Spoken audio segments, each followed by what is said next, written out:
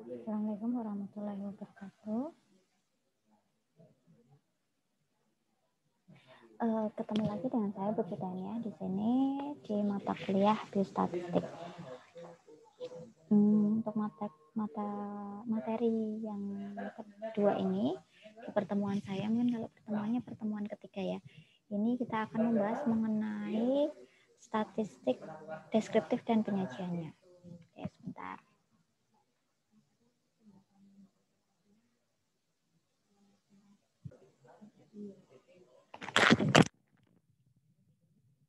Kita lanjutkan ya. Setelah kemarin kita membahas mengenai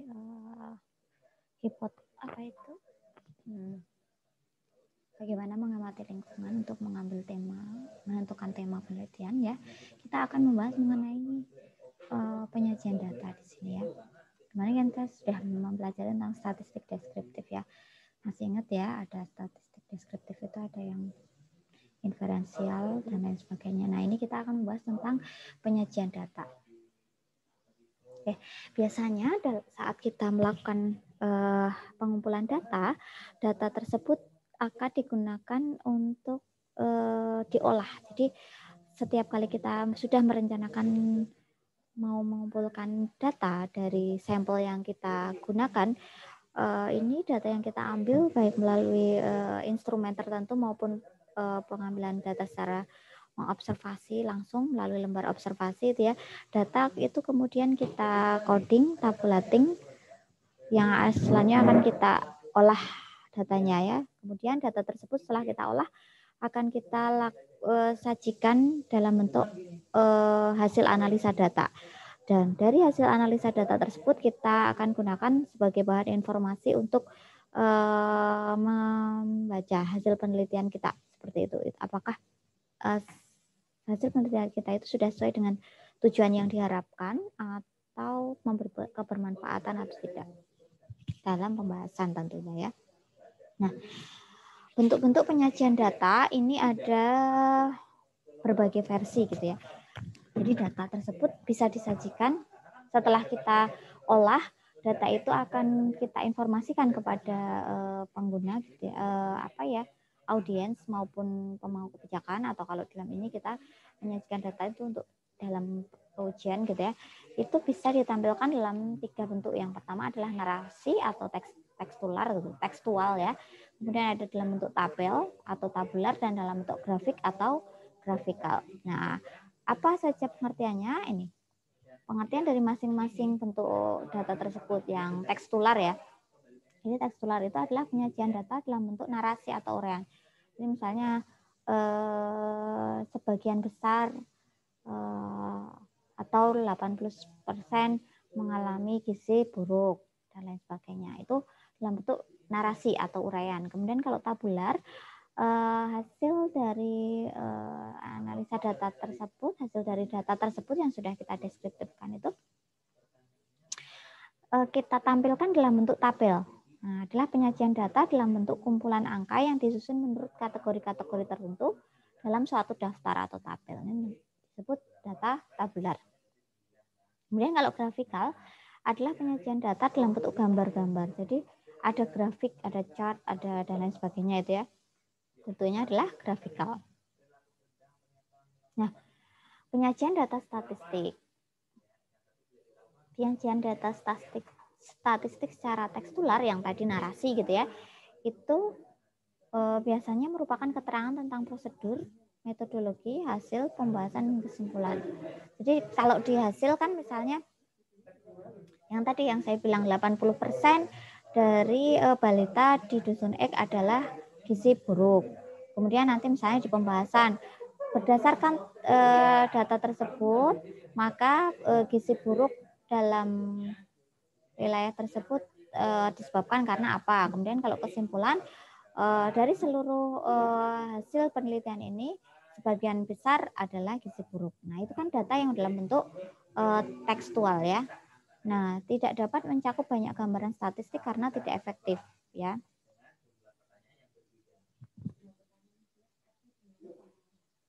Nah, contoh teks tular atau alinea yang baik. Nah, angka kematian ibu di Indonesia masih tinggi. Ini contohnya ya, contoh tekstualnya ya. Angka kematian ibu di Indonesia masih tinggi bila dibandingkan dengan negara tetangga.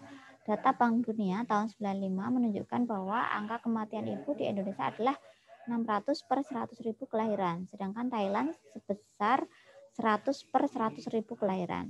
Nah, ini kita kalau membandingkan dengan negara-negara sampingnya, misalnya Thailand, Singapura, ini kan urutannya Indonesia masih lumayan tinggi ya, karena Singapura hanya 50, Thailand hanya sekitar 100, dan seterusnya. Nah, data tersebut juga menunjukkan tingkat angka kematian ibu yang relatif sama, dan lain sebagainya. Hal ini menunjukkan bahwa pelayanan kesehatan di Indonesia masih memprihatinkan. Nah, ini bisa kita bagi. Alinea pertama itu adalah mengenai tema. Nah, data itu pada alinea yang Bank Dunia sampai dengan data di kesimpulan di SKRT 1995. Kemudian opini atau kesimpulannya adalah di alinea terakhir. Jadi data tekstual itu bisa menyangkut mengenai temanya, datanya sendiri, dan opini atau kesimpulannya.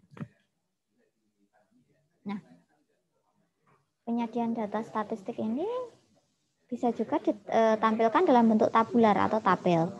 Penyajian data dalam bentuk baris atau kolom sehingga dapat memberikan gambaran atau perbandingan.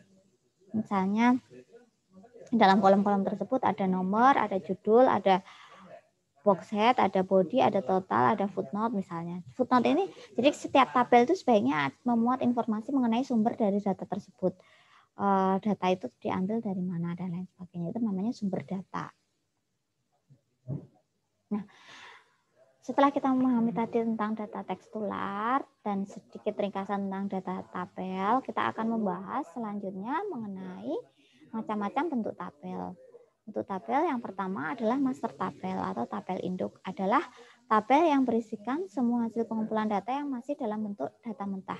Jadi kalau master tabel itu tabel dasar yang mengumpulkan semua informasi yang kita ambil dari sampel.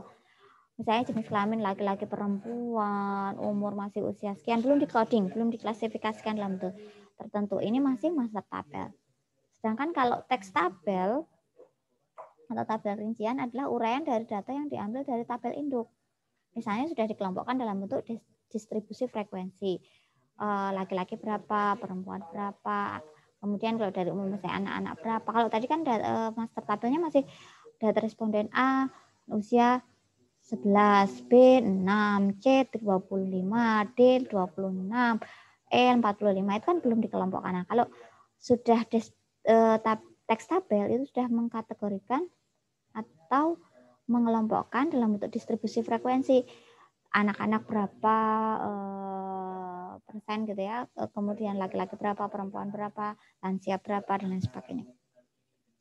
Ada distribusi relatif dan kumulatif dan tabel silang. Misalnya dalam bentuk antara umur dengan jenis kelamin. Berarti yang umur sekian, yang jenis kelamin dari anak-anak itu yang jenis kelaminnya laki-laki berapa, yang perempuan berapa. Dari dewasa ini yang laki-laki berapa, yang perempuan berapa, dan lain sebagainya. Tabel silang.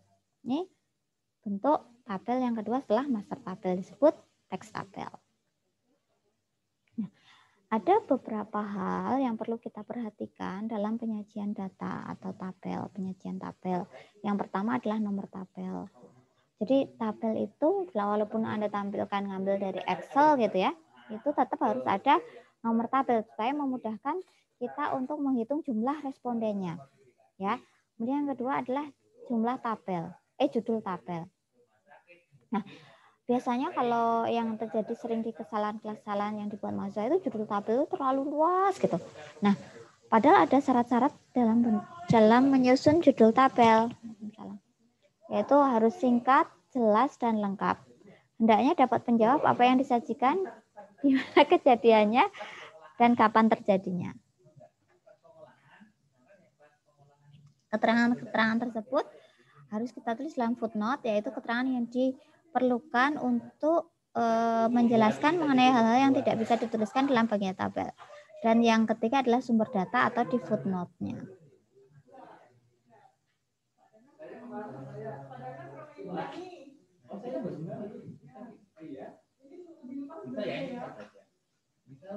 Penyajian data atau penyajian ini ya, contoh-contoh tabel ya. Ini ada nomor tabel, ini harusnya ada nomor tabel, ada kategori, frekuensi, dan presentasi.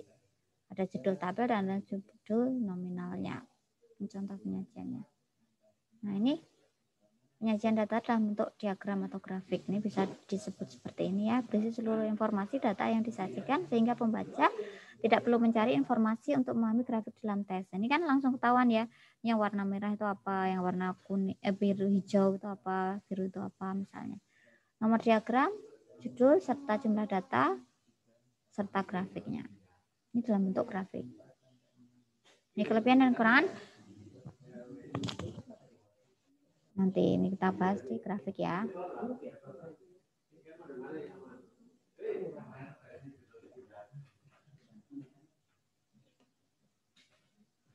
Nih, master tabel tuh yang tadi saya contohkan tuh seperti ini nih, master tabel.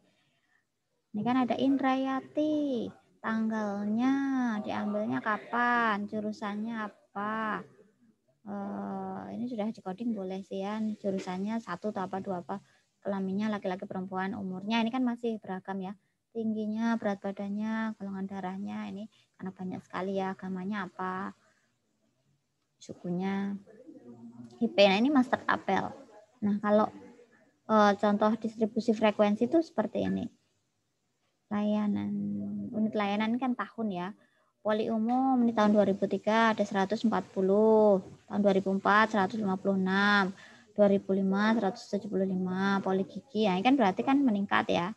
Poli kelamin, nah ini ada sumber data rekam medis dan lain sebagainya. Ini judulnya harus singkat, padat dan jelas.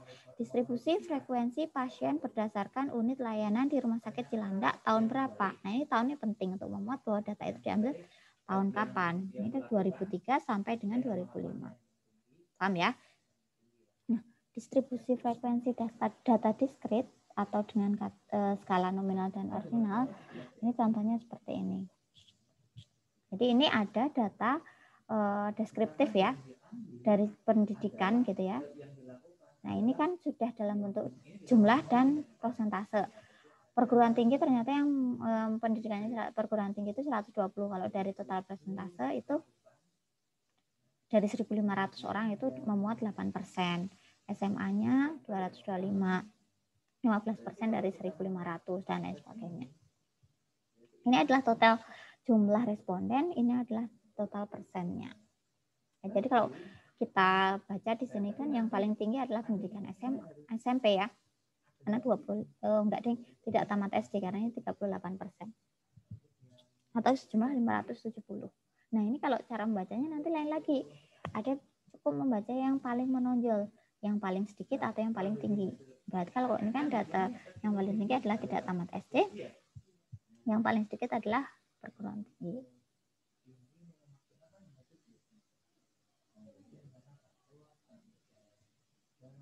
Ini data kontinu, distribusi frekuensi data kontinu.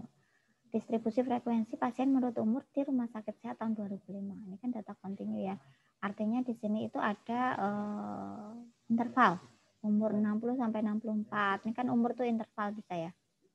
Kalau rasio kan yang 60, 61, 62. Ini 60 sampai 64 kan interval. Ini jumlahnya berapa? Ini tidak mengkategorikan apa-apa, ini lansia semua ya. Jumlahnya total adalah 1.500. Tuh.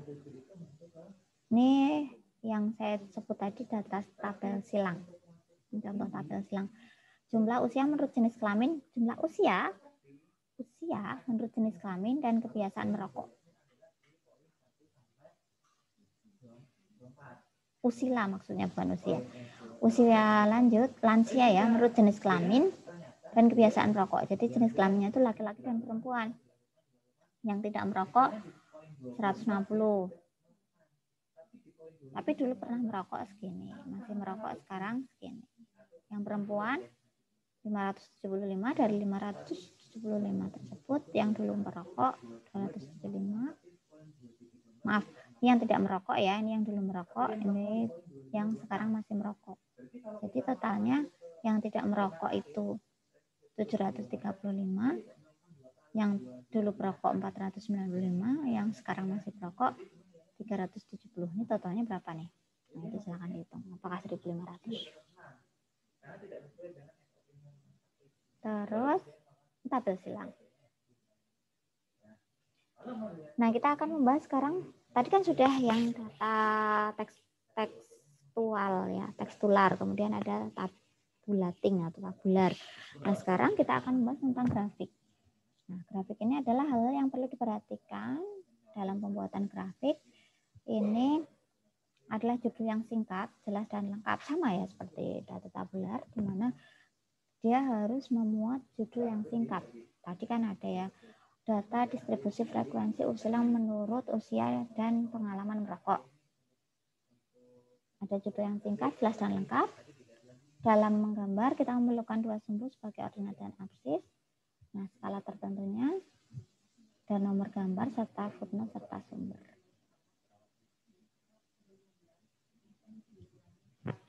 Ini harus memuat itu semua. Nah, ini jenis-jenis grafiknya.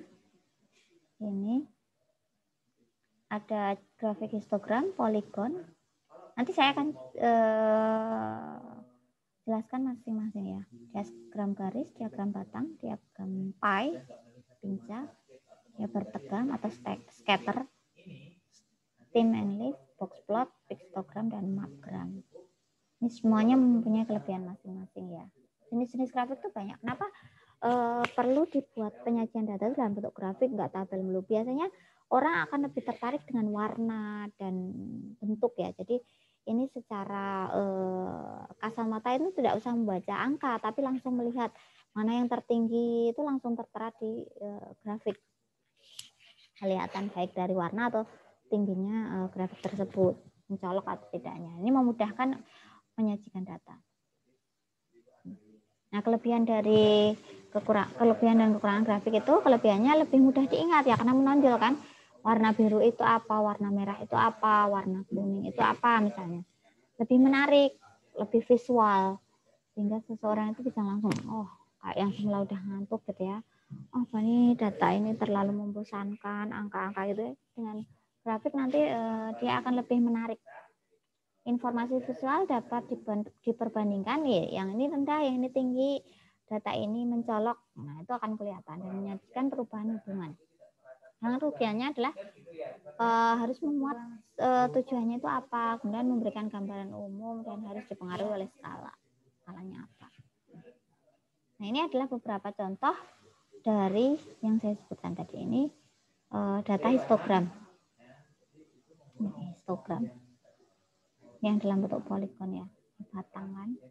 Nah, distribusi umur ibu dengan KIA Cianjur 95 ini kan. Ini dalam bentuk poligon, ini umur. Dari histogram menjadi data continue. Ini kan baru histogram batang ya. Ini batang toh, kemudian ini dijadikan data continue. Ini kan ada grafiknya ya.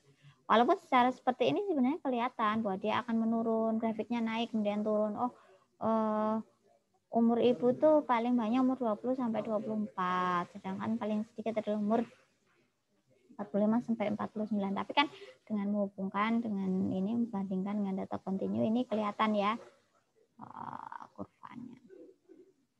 Kemudian diagram garis. Nah, ini digunakan untuk menggambarkan data diskrit atau data dengan skala nominal yang menggambarkan perubahan dari waktu ke waktu. Nominal. Laki-laki, perempuan, tua, muda, dan lain sebagainya kan. Nih, data garis toh.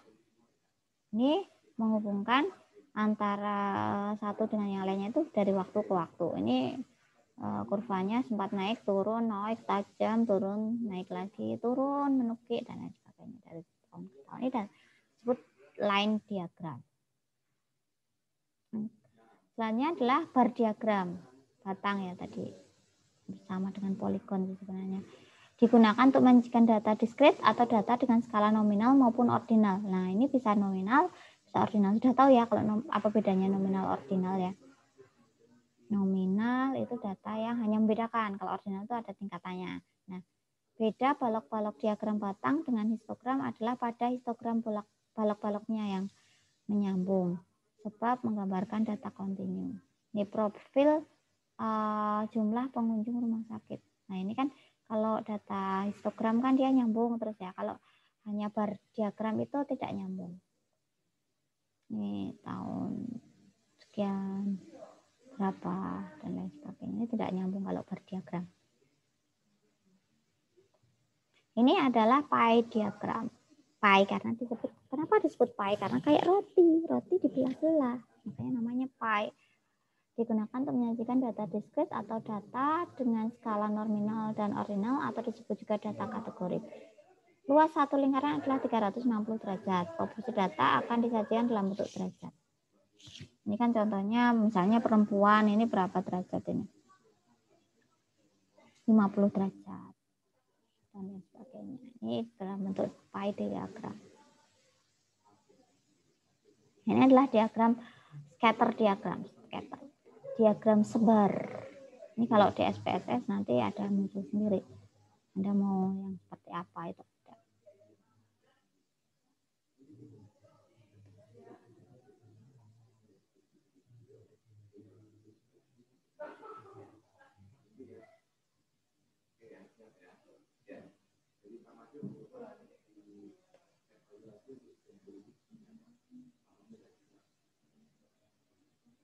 Ini kan diagram sebar ya. Ini digunakan untuk menggambarkan hubungan dua macam variabel yang diperkirakan ada hubungan.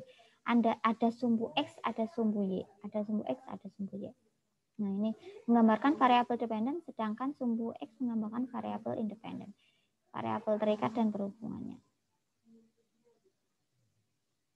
Ini ada di mana? Ini diagram scatter atau tebar. Ini box plot. Ini data, ini menjadi kontinu ya. Box plot menjadi data kontinu yang berhubungan. Ini data box plot. Nanti aja juga. Ya kalau di SPS tinggal kalian mau ubah jadi apa aja, nggak usah garis-garis dibuat lagi, udah langsung jadi gitu ya. Nanti belajar SPS kan kayak gitu. Saya mau menampilkan data ini dalam bentuk diagram. Udah jadi klik diagram nanti jadi sendiri. Dalam bentuk box plot ada sendiri. Nah, ini stem and leaf atau data kontinu, misalnya tinggi badan, mau menggunakan stem leaf plot. Ini frekuensinya, ini stem leafnya.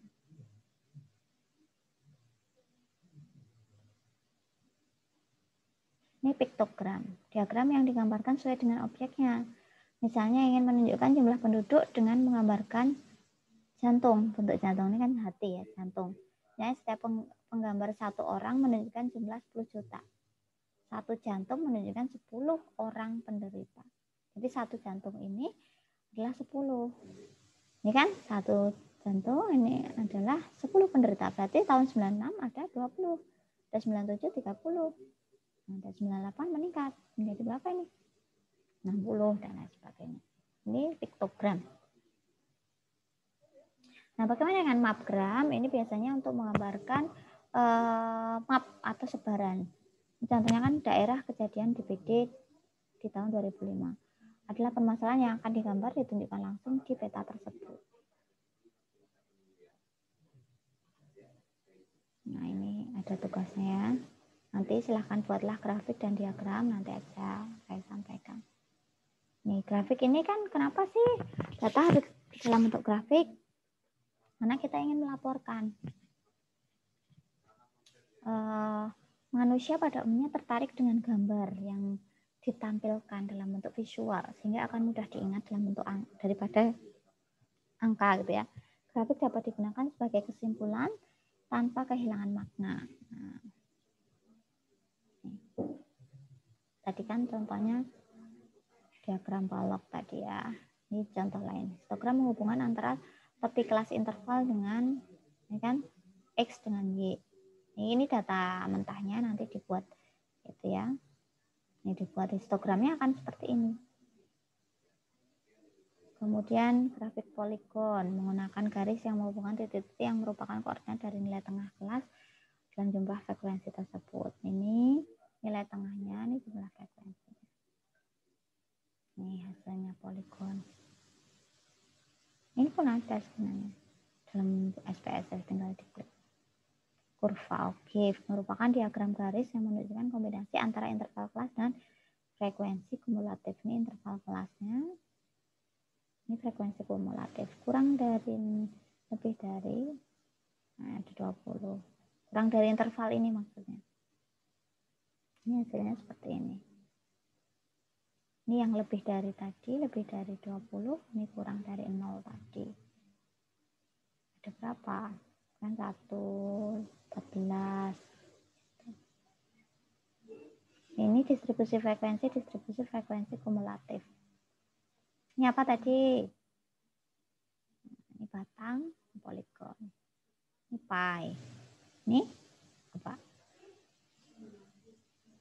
Nah, silahkan Anda bisa berlatih, buka SPSS-nya.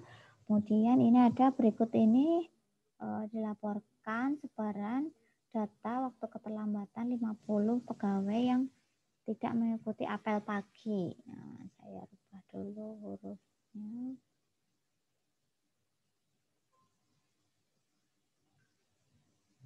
Ini ada ini. Nah, data berikut menunjukkan nilai ujian mata kuliah pengantar statistika sosial dari 34 pelajar. Ini.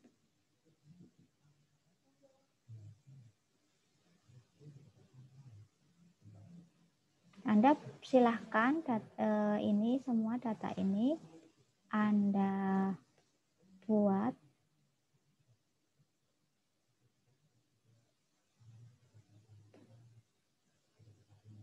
datanya dalam bentuk histogram, boleh ya. Misalnya usia tadi ya.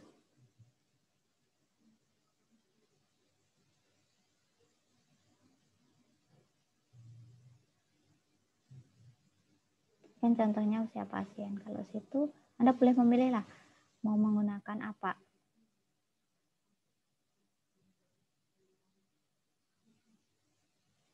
Ini kan contohnya kalau data numerik itu bisa pakai histogram atau poligon atau stem leaf.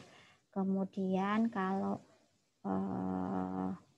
data kategorik, contohnya jenis kelamin, itu bisa menggunakan bar atau pie diagram. Nah, grafik ini contohnya adalah mapgram, piktogram. Ini harus ditulis sumbernya dan tugas dikumpulkan di kantong tugas. Nggak usah dikumpulkan mengulang. Atau untuk latihan sendiri saja, tapi lebih tepatnya sih nanti saya buatkan kantong tugas ya. Nah, seperti itu. Silahkan. Ini penyajian data. Jadi sebenarnya dari semua grafik tadi kan kita bisa memuat bahwa cara menarik orang lain untuk tertarik dengan data tampilan kita itu bisa dalam bentuk tabel, bisa bentuk apa tadi grafik gitu ya. Nah, daripada dalam bentuk naratif, tapi naratif juga boleh ya. Kita belajar itu semua. Nah, nanti Anda belajar bagaimana menampilkannya. Nah, ini ada data tersebut, silahkan disalin nanti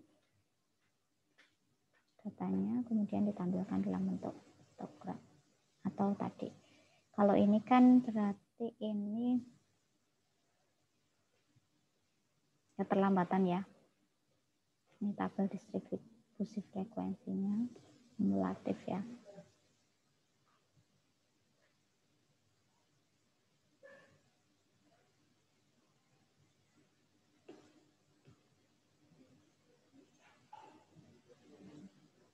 Nah, ini.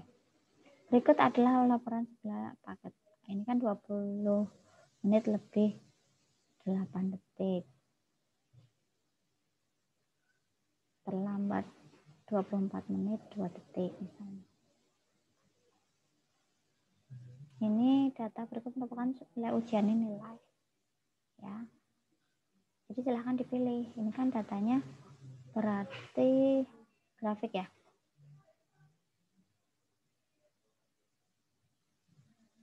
Karena bukan